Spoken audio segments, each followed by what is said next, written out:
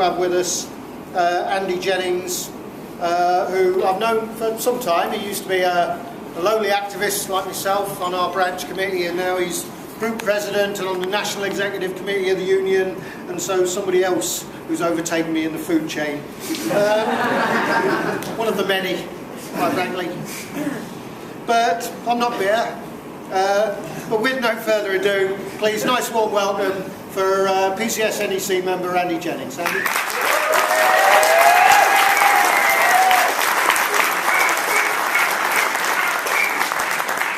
I'd like to first and foremost thank everyone.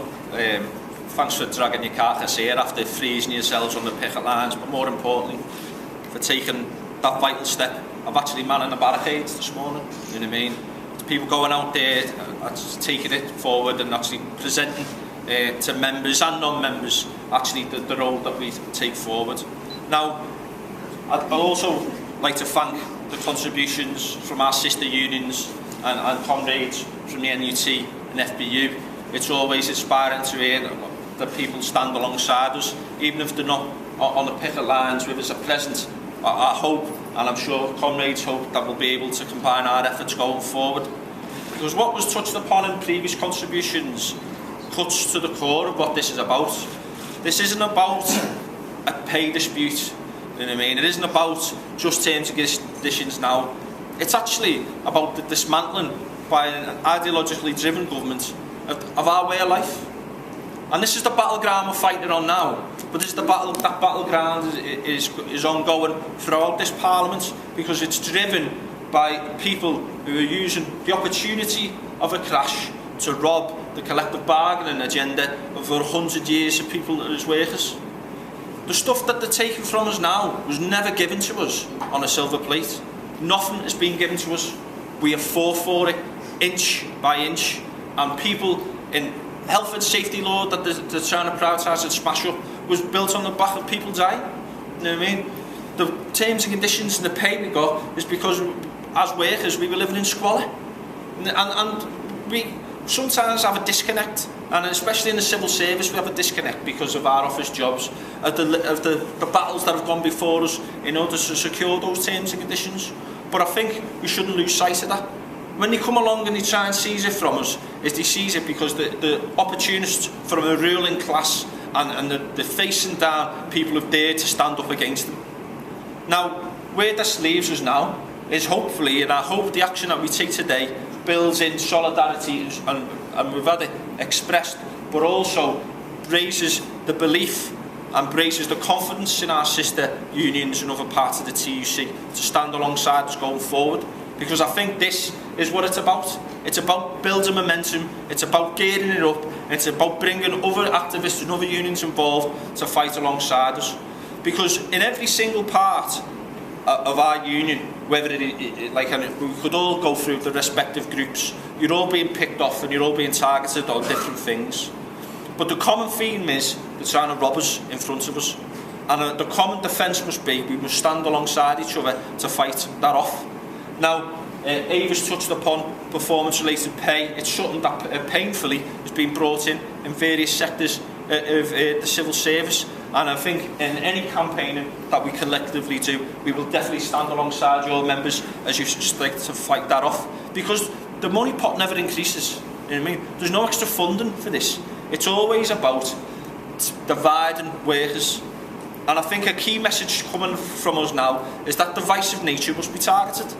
We're public sector workers and we're defending our rights now, but the attacks that we face go much more beyond our own immediate areas of work. It affects all workers, whether they're public or private, and hopefully through collective action and building confidence in private sector unions and other unions, they will stand alongside us in future. Now I know coming up we're going to have the horror stories that are coming out of the budget, more cuts, etc. But they are on shaky ground. The consensus, even amongst this neoliberal elite that's been harping on about austerity and the ones who've sold us this bloody pub in the first place, they're changing tack. They are talking down the fact that these cuts have had a dramatic impact about our ability to grow as a country and to create jobs as a result of that. And that consensus is changing, and our activity on the ground is fundamental and absolutely at the point of changing that debate round, and about instilling the job creation, and about investing in public services, and about going out and expanding the public sector, because the trickle-down effect is one in which it affects private jobs, it creates revenue for the exchequer, and therefore we've got the ability to actually grow the economy. Now, all of this is going to be played out, and I'd like to just touch upon where we go from here, because rolling from this action, we stand alongside each other.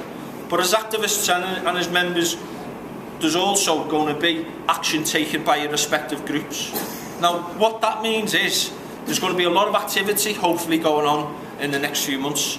So therefore, solidarity must be shown. If you know a sister branch is going to be taking action on a Monday, go and clap them as they walk out. If you know another group is going to be having walkouts, or they're going to be having half-day strike action, or they're going to be having full-day strike action, go along and support them. We need to support each other through this. We need to be keeping it high profile, and we want to turn an irritation into a pain, into a dagger in their heads. Everywhere we look, we need to be keeping that pressure on them, and I hope by the rolling programme of action that we have, we deliver that.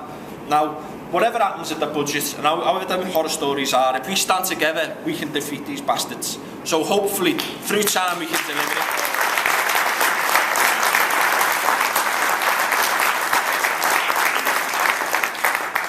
The final thing I want to touch upon, and I think it's important to talk about, is not just the attacks on the wider union, the attacks on the activists as well. We've got people in the room here today who've been dismissed from the job for being trade union reps. We've got other people who aren't here today but are on other picket lines and other rallies who are also facing being singled out, targeted and victimised because they've had the audacity to stand up as a PCS rep and defend members in their workplaces.